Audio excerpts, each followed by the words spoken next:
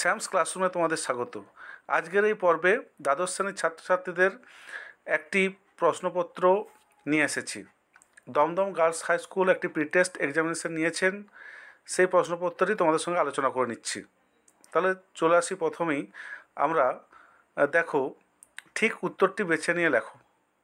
একের এক কী লেখা আছে এখানে? না খেয়ে মরাটা উচিত নয় ভাই। কথাটি বলেছে মৃত্যুঞ্জয়, নিখিল, টুনুর মা, মৃত্যুঞ্জয়ের ছোট ভাই। তাহলে উত্তরটি হবে নিখিল। পরের প্রশ্ন, উৎসবের গ্রাম সম্পর্কিত বোনের নাম? বাসিনী, চন্নুনি, লক্ষ্মী, টুনু। উত্তরটি হবে ক, বাসিনী। অবসন্ন মানুষের শরীরে দেখি, কবি কি দেখেন? পোড়া দাগ, চাঁদের কলঙ্ক, ধুলোর কলঙ্ক, অপমানের কলঙ্ক। উত্তরটি হবে গ, ধুলোর কলঙ্ক। সবুজের ভীষণ দরকার। সবুজের দরকার কেন? চোখের জন্য, পুষ্টির জন্য, মনের জন্য, আরোগ্যের জন্য।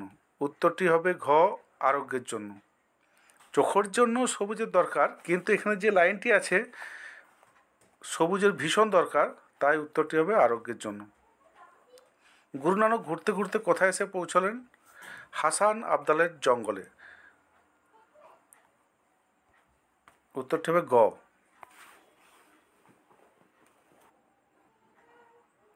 এরপরের প্রশ্ন, রজনীকান্ত চট্টোপাধ্যায় থিয়েটারে আসার আগে চাকরি করতেন পুলিশে, জাহাজে, স্কুলে, ডাক বিভাগে। উত্তরটি হবে ক, পুলিশে। উঠো গো ভারত লক্ষ্মী গানটির রচয়িতা হলেন রবীন্দ্রনাথ ঠাকুর, অতুল প্রসাদ সেন, রজনীকান্ত সেন, দ্বিজেন্দ্রলাল রায়। উত্তরটি হবে অতুল প্রসাদ সেন। অভিধানে পট শব্দটির অর্থ কী? শৈলী, চিত্র, চলচ্চিত্র, ক্যানভাস। উত্তরটি হবে খ, চিত্র। এরপরে এসে কি প্রশ্নগুলি আছে, আমি উত্তর সহ আলোচনা করছি।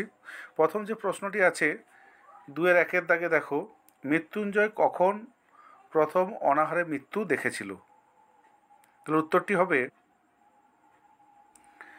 মৃত্যুঞ্জয় অফিস যাওয়ার পথে বা আপিস, আপয়হস্য দন্তস্য, দুটো এটা ঠিক হবে, যাওয়ার পথে ফুটপাতে অনাহারে মৃত্যু দেখেছিল। এরপরের প্রশ্ন, ওই 5 ভাগে ভাত হয়, এই 5 ভাগের ভাতের নাম কি কি?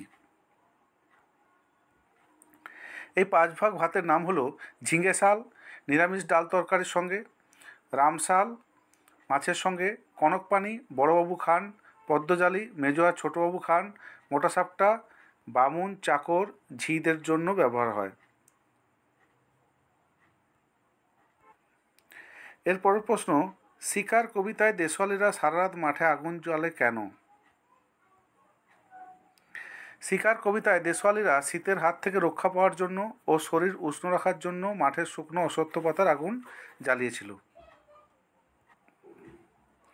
এর পরের প্রশ্ন, শহরের অসুখ হাঁ করে, শহরের অসুখের কারণে কি ঘটে?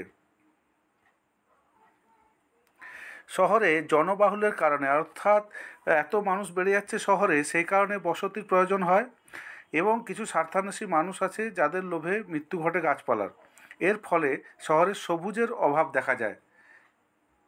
সহজভাবে বললে, সবুজ না থাকার কারণে বিভিন্ন রোগ ব্যাধিরও আক্রমণ ঘটে শহরের মানুষদের কাছে।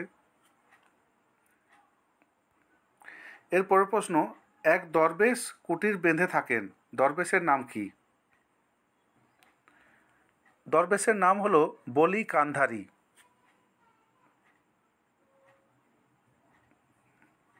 এরপরের প্রশ্ন, তাতে বয়সটা ঠিক বোঝা যায় না, কার বয়স কেন বোঝা যায় না?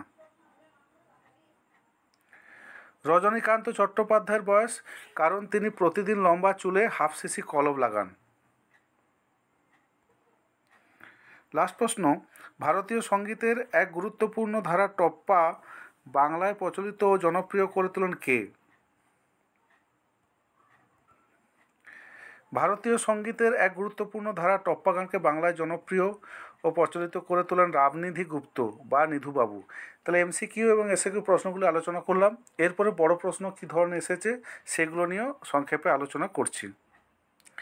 দেখো, ফুটপাতে অনাহার মৃত্যু দেখার পর মৃত্যুঞ্জয় কিভাবে সম্পূর্ণ পাল্টে গেল, তা কে বাঁচায় কে বাঁচায় ছোটো গল্প অবলম্বনে লেখো। তাহলে কে বাঁচায় কে বাঁচার যে সামারিটা বা সারাংশটা লিখলেই কিন্তু এই প্রশ্নের উত্তর হয়ে যাবে। এরপরের প্রশ্ন দেখো, 3-এর 2-এর দাগে দেখো, বাদার ভাত খেলে তবে তো সে আসল বাদাটার খোঁজ পেয়ে যাবে একদিন। বাদা কাকে বলে? উদ্দিষ্ট ব্যক্তির এরকম মনে হওয়ার কারণ কি? এটি কোথা থেকে নেওয়া হয়েছে? ভাত থেকে নেওয়া হয়েছে। উৎসব বাদার খোঁজ করেছিল, সেই বিষয়টি তোমাকে লিখতে হবে। এরপরে আগুন জ্বলল আবার। আবার শব্দটি প্রয়োগের তাৎপর্য কী? এখানে এই ঘটনা কিসের ইঙ্গিত দেয়? এটি জীবনানন্দ দাশের শিকার কবিতা থেকে নেওয়া হয়েছে। ওখানটা তোমরা পড়বে ভালো করে, যেখানে দেশওয়ালিরা আগুন জ্বেলেছিল একবার, আর একবার যারা শিকারী অর্থাৎ শহর থেকে কিছু শিকারী মানুষজন হরিণ শিকার করেছিল এবং রান্না করেছিল হরিণের মাংস, সেই বিষয়টি সুন্দর করে তুলে ধরতে হবে বা লিখতে হবে। এরপরের প্রশ্ন, আমার দরকার শুধু গাছ দেখা। বক্তাকে তার গাছ দেখা দরকার কেন? এখানে শক্তি চট্টোপাধ্যায়ের আমি দেখি কবিতা থেকে নেওয়া হয়েছে। বক্তা তাহলে কবি, তার গাছ দেখা কেন প্রয়োজন সেটা তোমাদের কবিতার সারাংশটি লিখতে হবে। গুরু নানকের হাতের ছাপ ওতে আজও লেগে রয়েছে। গুরু নানকের হাতের ছাপ কোথায় লেগে আছে? এই প্রসঙ্গে বর্ণিত ঘটনাটি উল্লেখ করো। অলৌকিক থেকে নেওয়া হয়েছে। গুরু নানকের উপর যখন বলিকানধারী পাথর ফেলে দিয়েছিল তখন হাত দিয়ে আটকে ছিল, সেই ছাপের কথা বলা হয়েছে। ওই ঘটনাটি সম্পূর্ণ তুলে ধরতে হবে বা লিখতে হবে। এরপরের প্রশ্ন, বাংলা চিত্রকলার ইতিহাসের অবনীন্দ্রনাথ ঠাকুরের অবদান সম্পর্কে আলোচনা করো। তাহলে বাংলার যে চিত্র সাহিত্য বা চিত্রকলা, সেখানে অবনীন্দ্রনাথ ঠাকুরের বিষয়ে তোমাদেরকে পড়তে হবে এবং সেগুলি পরীক্ষায় লিখতে হবে। বাংলা গানের ধারায় কাজী নজরুল ইসলামের অবদান সম্পর্কে আলোচনা করো। এটি বাংলা গানের ধারা থেকে নেওয়া হয়েছে। নজরুল ইসলাম সম্পর্কে জানতে চেয়েছে, ওটি লিখতে হবে। তাহলে এই ধরনের প্রশ্ন তোমাদেরও প্রি টেস্ট যদি হয় আসবে, বা ফাইনাল যদি টেস্ট পরীক্ষা যেটা হবে তোমাদের, সেই টেস্ট পরীক্ষাতেও এই ধরনের প্রশ্নপত্র আসবে। তাই এটা তোমরা একটু দেখে রাখলে তোমাদের উপকার হবে। তো এরকম আরও ভিডিও নিয়ে আমি আসবো। তোমরা প্র্যাকটিস করতে থাকো এবং চ্যানেলটিকে ফলো করো। ভালো থেকো। টাটা।